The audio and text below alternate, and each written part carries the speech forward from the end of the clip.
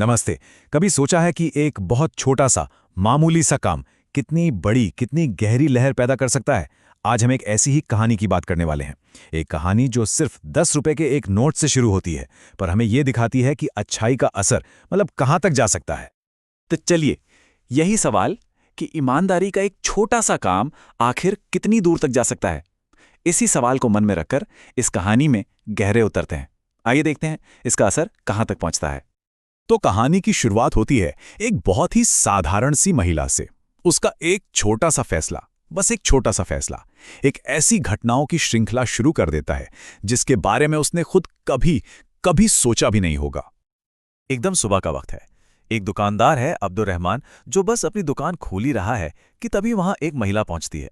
और उसके हाथ में क्या है? बस एक 10 रुपए का नोट, जिसे वो वापस करने आई है।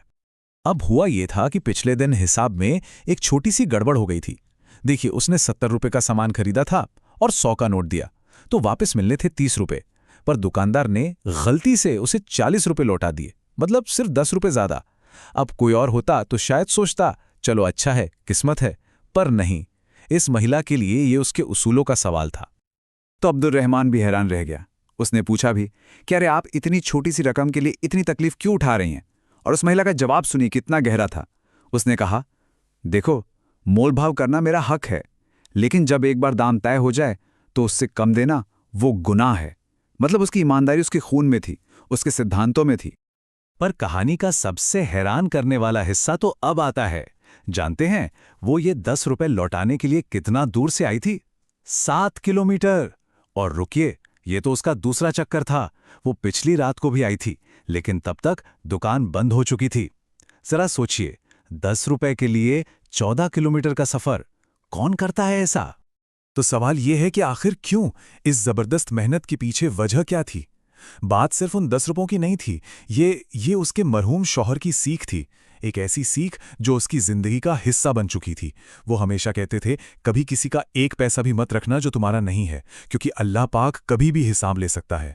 ये कोई डर नहीं था, ये एक गहरा अटूट विश्वास था। और बस यहीं से ईमानदारी की वो लहर आगे बढ़ना शुरू होती है। उस महिला का वो काम एक बीज की तरह था, जिसने दुकानदार अब्दुल रहमान के ज़मीर में कुछ जगा दिया। वो महिला तो चली गई, पर अब्दुल रहमान वहीं खड़ा सोचता रहा। उसकी सादगी, उसका वो पक्का ईमान। उसने अब्दुल रहमान को अपनी ही एक पुरानी गलती की याद दिला दी, एक बोझ जो वो सालों से उठाए घूम रहा था। और अब उसे लगा बस और नहीं। और देखिए कि ये नेकी की चेन कैसे आगे बढ़ती है। एक औरत के 10 रुपए की ईमानदारी ने अब्दुल रहमान के अंदर 300 रुपए की बेईमानी का ज़मीर जगा दिया। वो फौरन 300 रुपए निकालता है और पहुंच जाता है एक दूसरे दुकानदार फराज के पास। वही फराज जिससे उसने कभी धोखे से ज्यादा पैसे ले लिए थे। और फराज को पैसे लौटाते वक्त अब्दुल रहमान ने क्या कहा? वही शब्द जो उसने कुछ देर पहले उस महिला से सुने थे। उसने कहा, रख लो ये पैसे, क्या पता अल्लाह पाक कब हिसाब ले ले। देखिए, वही सीख, वही ईमान अब एक और दिल तक पहुंच गया था। अब कहानी का सेंटर बनता है फराज। ईमानदारी की वो छोटी सी लहर अब फराज तक पहुंचकर एक तूफान बनने वाली थी। यहां कहानी एक बहुत ही गहरे और अंधेरे राज की तरफ मुड़ती है। देखिए, फराज के ऊपर 10 साल पुराना एक कर्ज था, 3 लाख रुपए का। उसने ये पैसे अपने सबसे अच्छे दोस्त काशिफ से लिए थे। पर किस्मत का खेल देखें, पैसे लेने के ठीक अगले ही दिन काशिफ की मौत हो गई और वो कर्ज का राज फराज ने अपने दिल में ही दफन कर दिया। फराज के मन में लालच आ गया। उसने वो पैसे हड़प लिए, पर उसकी इस बेईमानी की कीमत उसके दोस्त का परिवार चुका रहा था। काशिफ की मौत के बाद उसका परिवार गरीबी में डूब गया। उसकी बीवी को अपने बच्चों का पेट पालने के लिए दूसरों के घरों में काम करना पड़ा। और ये सब तब हो रहा था जब उनके हक का पैसा फराज की तिजोरी में पड़ा था। और आज अब्दुल रहमान के वो शब्द, अल्लाह पाक कभी भी हिसाब ले सकता है, ये शब्द फराज के ज़मीर पर किसी हथौड़े की तरह लगे। 10 साल से जिस आवाज को वो दबाए बैठा था, वो अचानक उसके अंदर एक तूफान की तरह उठ खड़ी हुई। फराज की रातों की नींद उड़ गई। वो बेचैन हो गया और आखिरकार उसने एक फैसला किया।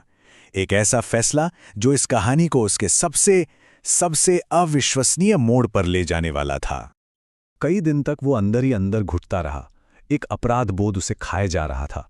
और फिर एक दिन उसने हिम्मत जुटाई।